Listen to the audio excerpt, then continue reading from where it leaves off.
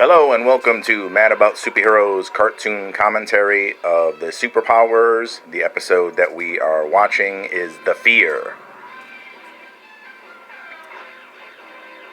Great theme song of the Super Friends. Probably one of the most memorable theme songs from my childhood. I'm sure many of yours as well. Love the intro here. All 80s cartoons had awesome intros. And to mention on my last cartoon commentary of superpowers, I love the inclusion of the Darkseid and his minions, all those characters, Desaad and Calabac and such. Excuse me. Story by Alan Burnett. I wish they had changed up the. They always do like a still with the what the title of the episode is going to be. This one's The Fear. In the superpowers season here, they always use the same still and with a different title. They used to use, I believe, well, most 80s cartoons would use different pictures, and then it would have like the title of the episode. So.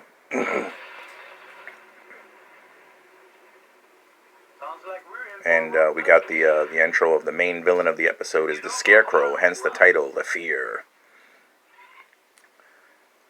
Scarecrow's going to do his thing here. Always liked the Scarecrow character. Always wanted him to be included in the Tim Burton movies, which transitioned to the Joel Schumacher films. But that didn't happen till much later, till Batman Begins. So we got to see him in live action on the big screen. I always liked his inclusion in the Super Friends cartoon. Another one, he was never on the Adam West 60s series either. That would have been a cool character. They were always, that was another show, like I mentioned, the Super Friends made up some characters, like the Wonder Twins or Samurai and Apache Chief. The old 66 live-action Batman series with Adam West, they would make up villains. It's funny how they never used, like, Scarecrow or, like, Two-Face, certain villains like that. But now we have Batman and Robin showing up. Scarecrow's a part of Batman's Rogues Gallery. Batman is a superhero that has probably the coolest Rogues Gallery. I think maybe the only rival, really, in my opinion, is on with the distinguished competition for Marvel. Is Spider-Man's got a cool Rogues Gallery as well. I like that up view shot they just showed of Batman and Robin. And Scarecrow's using these skull things here that they call fear transmitters. In the comic book, a little different. It's fear gas that he uses, but they probably had to change it up, due to standards and practices. They have all these rules of what you can and can't do on Saturday morning cartoons. Got to protect the children. At the time, growing up when I was watching this, I didn't get the differences between comic book and cartoon. My brother filled me in on a lot of that because I have an older brother. He's like 4 years older than me. But the comic books were always a little more complex, a little more, could be for kids and for adults. But cartoons, they couldn't do that. So now we got Batman here. They had a little scuffle with the Scarecrow and his minions, and Batman's chasing after the Scarecrow. Scarecrow's cornered in this alleyway.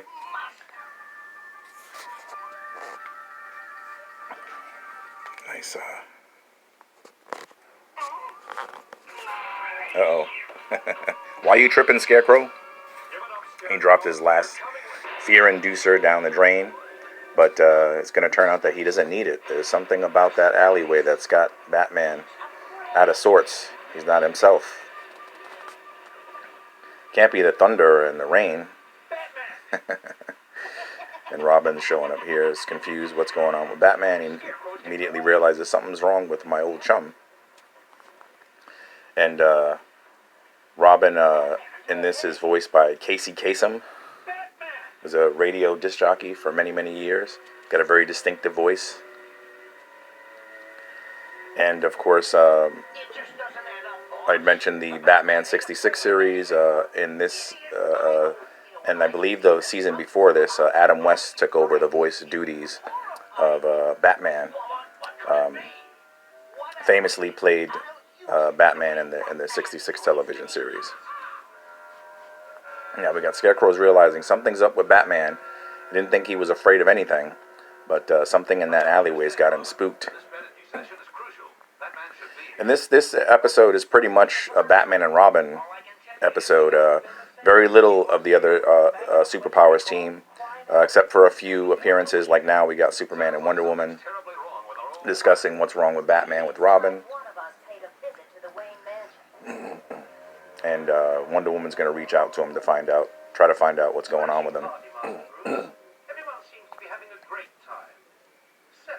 They've got Bruce Wayne now showing up, which they rarely show the dual identity in the Super Friends cartoons. Every once in a while they would show up, so this is one of the rare occasions where we get to see Batman out of costume. He's Bruce Wayne in Wayne Manor, and he's allowed Commissioner Gordon to hold the policeman's ball in his in his estate. Now they're introducing Professor Jonathan Crane. Who could he be? Anybody that's familiar with Batman lore knows that Professor Crane is, of course, the Scarecrow. But in this, a lot of kids, may not be reading the comics and didn't know, so they're treating it like it's some kind of surprise, for later on. But even the way he talks, he sounds kind of suspect or sinister. So I think if you're, a bright kid, you would realize that's got to be the Scarecrow. Even though some of the things he's saying, he seems like he's very pro-Scarecrow, like he's on the Scarecrow side, which is funny. So they even later on, they treat it like a big deal when Batman, knows that he's the Scarecrow. But he should be pretty suspicious earlier on. We got Dick Grayson doing some acrobatics here. At this point, I believe in the comic books, Dick Grayson was leading the Teen Titans, which I loved that comic book as a kid. Still have all those issues that I collected from back then, but he had already transitioned into his Nightwing identity, and Jason Todd was the current Robin at this time. But even though this season of the Superpowers or Super Friends, they were trying to be a little bit more complex with their storytelling and with their characterization, which is cool,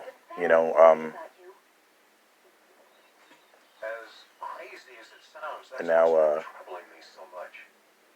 Diana showed up here, Wonder Woman, and I like the look that she's got on her. She looks very much like she does in the comic books, and actually like Linda Carter, Wonder Woman from the 70s television series, the live action series that Linda Carter had played Wonder Woman in. And now Batman's going to tell Wonder Woman and Robin what's up with them. Although I think Robin should have known this, being his partner for so many years. Probably should have been hip to this. But we're going to get this is like the first time that Batman's origin was televised in cartoon form. There have been many other Batman cartoons, and Super Friends have been on, goes back to like the 60s. And this is the first time that we're getting his origin. Even in the '66 television series, we didn't get that. They hinted at it, or they talked about it briefly, but it was never really shown. And they have to be very clever about how they do this, because I mentioned that there's certain things you can and can't do on Saturday morning cartoons. So they never show a gun. When he's about to say he has a gun, the lightning strikes and it covers up what he's saying. So yeah, they had to be very clever about how they did this, because you can't get too violent. I'm surprised that they even did this and they got away with this. But I really liked this episode. It was one of my favorites. I mentioned before there were certain episodes that I would always hope that you'd get in a rerun, because we didn't have things on demand and whenever you wanted it like we do now. You had to wait for them to rerun it on TV. Or if you were lucky enough to have a VHS player that you can rent this at a video store or buy it somewhere so that you can rewatch it. But I didn't have that when I was a kid. I had to wait for the rerun. And he's even going into, why, this motivated him to become Batman. So it's very, being true to the source material. Except they take one liberty and they kind of steal from from Marvel, where they call him the Man Without Fear. I think Daredevil should sue. But I guess they're trying to tie it into the whole Scarecrow thing about how that's Scarecrow's, whole gimmick about he induces fear in people. So they want to call Batman the man without fear, that he's not afraid of anything, to make it much, to highlight it in the episode that he's not afraid of anything. And now all of a sudden,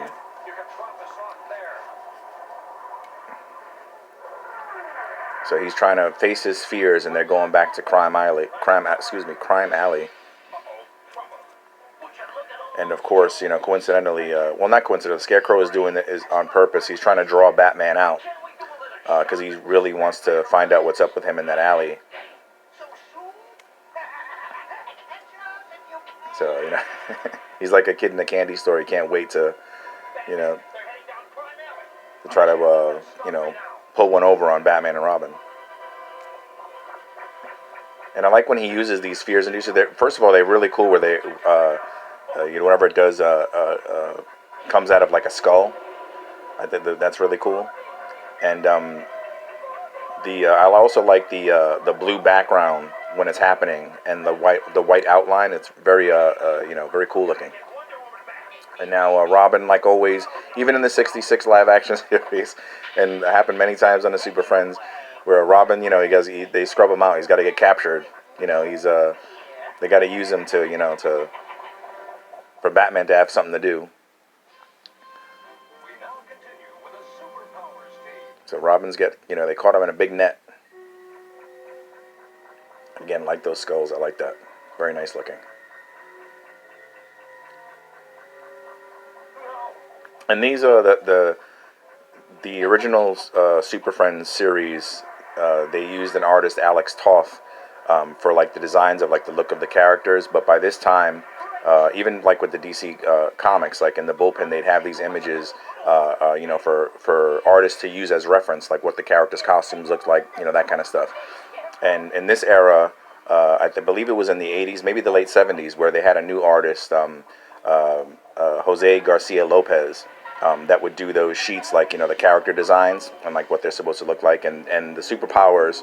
And I think the season before this, they used those model sheets for what the characters look like, and even very reflective of the era where the superheroes were much more muscular, more beefier. Because at the time, even like in action movies, you had like Sylvester Stallone and Arnold Schwarzenegger and all these guys. So this series, this season and the season before it, they really beefed up the look of the characters. They look more muscular and stuff, which was, again, it was reflective of the comics at the time too.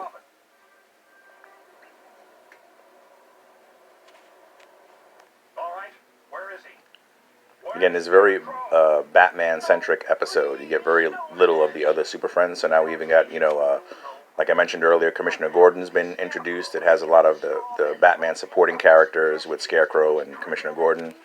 And you got a little interrogation scene here with Batman. Batman kind of trying to get tough on this one of the Scarecrow's minions to find out where Robin is.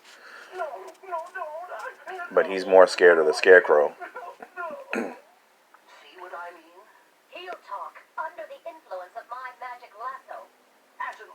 And probably the most other of the superpowers team that you get in this is Wonder Woman, which is cool.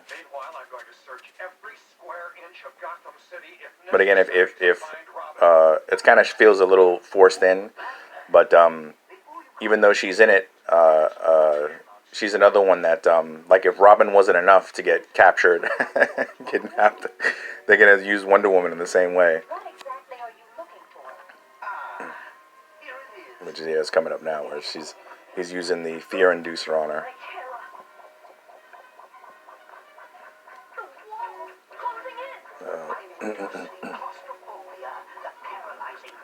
And so apparently she's claustrophobic, so he's using. I never knew that was one of Wonder Woman's weaknesses. I like this image of the inside of the skull looking out at her. That was really nice.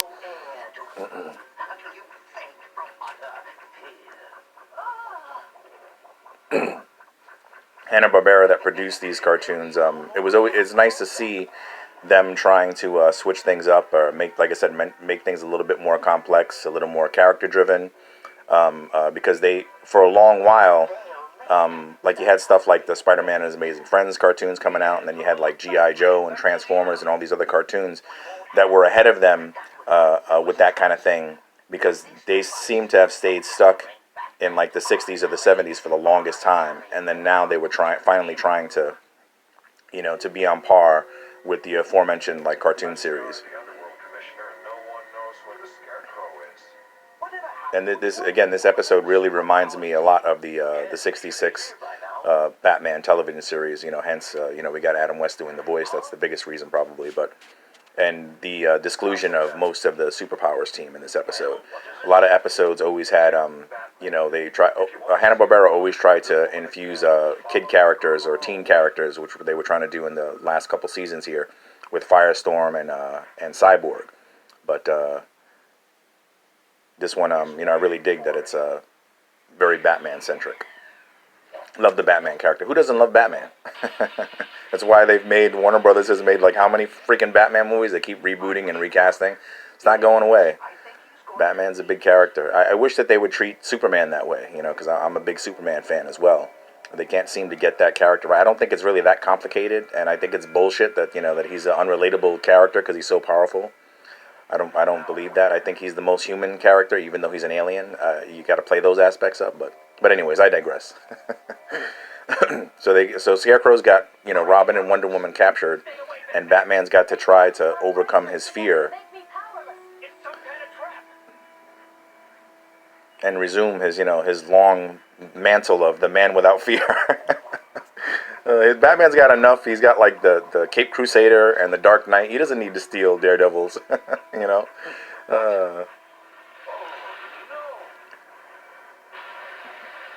And it seems like at first, they got to give him something to overcome. So it's not working at first. He's still afraid, Come on, son. We'll take a shortcut. Not responding. And he's seeing like ghosts of his like dead parents. He's reliving the trauma. I like how they're like huge, and even though he looks like Batman, they made him small, like he's like a little boy. That's really nice imagery. And again, I like the white and blue, the use of that when he's using the fear inducers. Are they going to try to run him over with some farm equipment? I'm not sure what that thing's called, but yeah, snap out of it, Batman.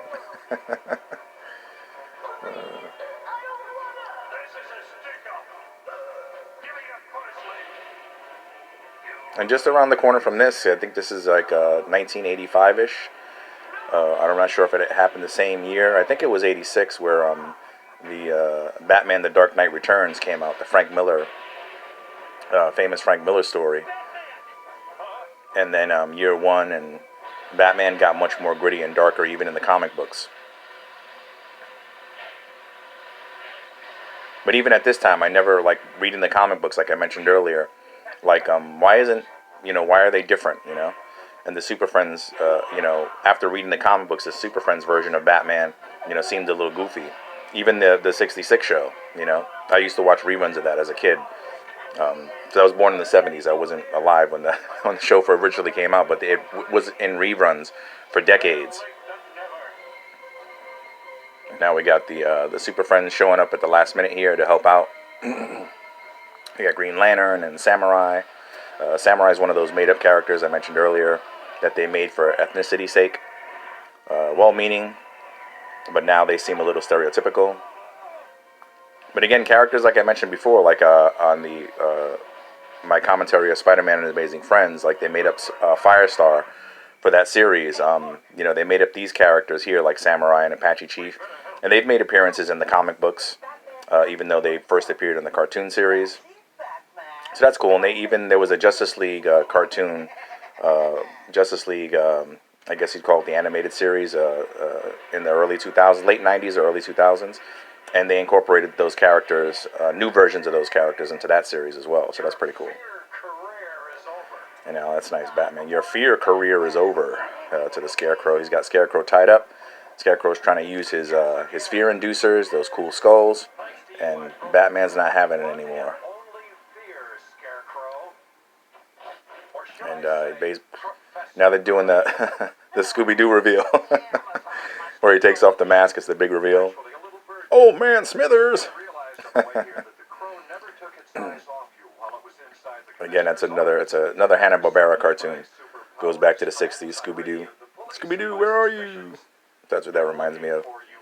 Happened in other cartoons as well. I mentioned it was on one of the cartoon commentaries I did of the Incredible Hulk, the She-Hulk Enter She-Hulk episode. They take the mask off the Supreme Hydra at the end, and it's like supposed to be a big reveal. I like the Samurai's little twister, and he's got the Scarecrow captured in. Now the Scarecrow's the one that's scared. They put the fear in the Scarecrow, and Batman's resumed his mantle of the man without fear. So, but that's pretty much the episode. Thanks for checking it out with me.